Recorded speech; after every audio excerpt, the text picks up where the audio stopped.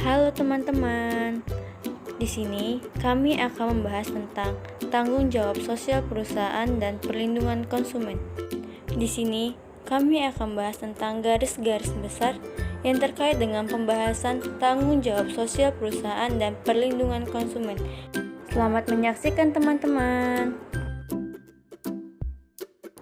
Pengertian CSR atau disebut dengan Corporate Social Responsibility yang dikenal oleh masyarakat, yaitu tanggung jawab sosial perusahaan.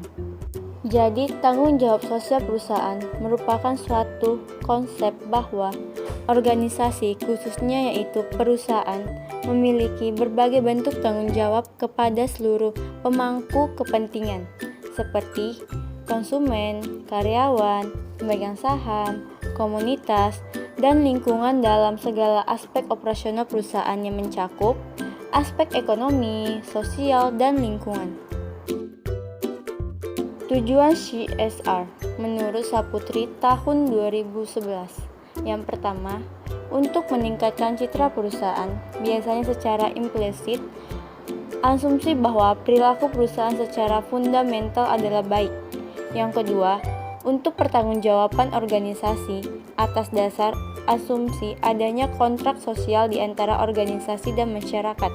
Yang ketiga, sebagai perpanjangan dari pelaporan keuangan tradisional, dan tujuannya adalah untuk memberikan informasi kepada investor.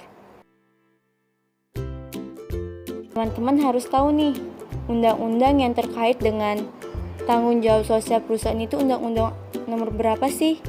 Jadi, undang-undang yang membahas tentang tanggung jawab sosial perusahaan yaitu Undang-Undang Nomor 40 Tahun 2007 tentang perseroan terbatas mewajibkan tanggung jawab sosial perusahaan yang melakukan kegiatan usaha di bidang atau berkaitan dengan sumber daya alam. Contohnya itu seperti PT Freeport Indonesia yang melakukan kegiatan usahanya itu di bidang pertambangan, yang dimana dia harus melakukan tanggung jawab sosialnya itu kepada masyarakat seperti menyediakan lapangan pekerjaan, terus membuka sekolah di sekitar tersebut, kemudian memberikan layanan kesehatan kepada masyarakat sekitar, dan banyak lainnya. Bentuk tanggung jawab sosial perusahaan ada 6. Yang pertama, bentuk tanggung jawab sosial kepada konsumen. Yang kedua, bentuk tanggung jawab sosial kepada karyawan. Yang ketiga, bentuk tanggung jawab sosial kepada kreditor. Yang keempat, bentuk tanggung jawab sosial kepada pemegang saham. Yang kelima, bentuk tanggung jawab sosial kepada lingkungan. Dan yang keenam, bentuk tanggung jawab sosial kepada komunitas. Pengertian perlindungan konsumen. Perlindungan konsumen adalah keseluruhan peraturan dan hukum yang mengatur hak dan kewajiban konsumen dan produsen yang timbul dalam usahanya untuk memenuhi kebutuhannya dan mengatur upaya-upaya untuk menjamin terwujudnya perlindungan hukum terhadap kepentingan konsumen. Tujuan perlindungan konsumen ini adalah untuk menciptakan rasa aman bagi para konsumen dalam melengkapi kebutuhan hidup. Asas perlindungan konsumen diatur dalam Pasal 2 Undang-Undang Perlindungan Konsumen Nomor 8 Tahun 1999 yang terdiri dari 5 asas. Yang pertama asas manfaat, yang kedua asas keadilan, yang ketiga asas keseimbangan, yang keempat asas keamanan dan keselamatan, dan yang kelima asas kepastian hukum.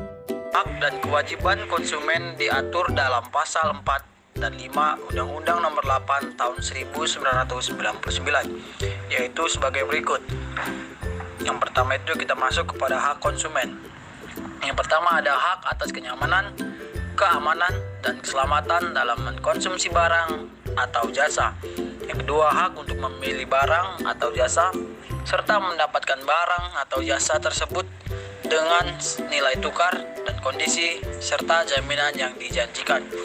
Yang ketiga, hak atas informasi yang benar, jelas, dan jujur mengenai kondisi dan jaminan barang atau jasa. Kemudian kita masuk kepada kewajiban konsumen, yang diantaranya adalah 1. Membaca atau mengikuti petunjuk informasi dan prosedur pemakaian atau pemanfaatan barang dan jasa demi keamanan dan keselamatan. Dan yang terakhir adalah beretikat baik dalam melakukan transaksi pembelian barang dan jasa. Selanjutnya, hak dan kewajiban pelaku usaha. Pengusaha diatur dalam pasal 6 dan 7 Undang-Undang Nomor 8 Tahun 1999. Pertama, kita masuk kepada hak pelaku usaha adalah yang pertama, hak untuk menerima pembayaran yang sesuai dengan kesepakatan mengenai kondisi dan nilai tukar barang dan jasa yang diperdagangkan. Kedua, hak untuk mendapat perlindungan hukum dari tindakan konsumen yang beretikat tidak baik. Selanjutnya kita masuk kepada kewajiban. Kewajiban pelaku usaha adalah pertama itu beretikat baik dalam melakukan kegiatan usahanya. Yang kedua, memberikan informasi yang benar, jelas, dan jujur mengenai kondisi dan jaminan barang atau jasa, serta memberi penjelasan penggunaan, perbaikan, dan pemeliharaan. Dan yang ketiga, memperlakukan atau melayani konsumen secara benar dan jujur, serta tidak diskriminasi.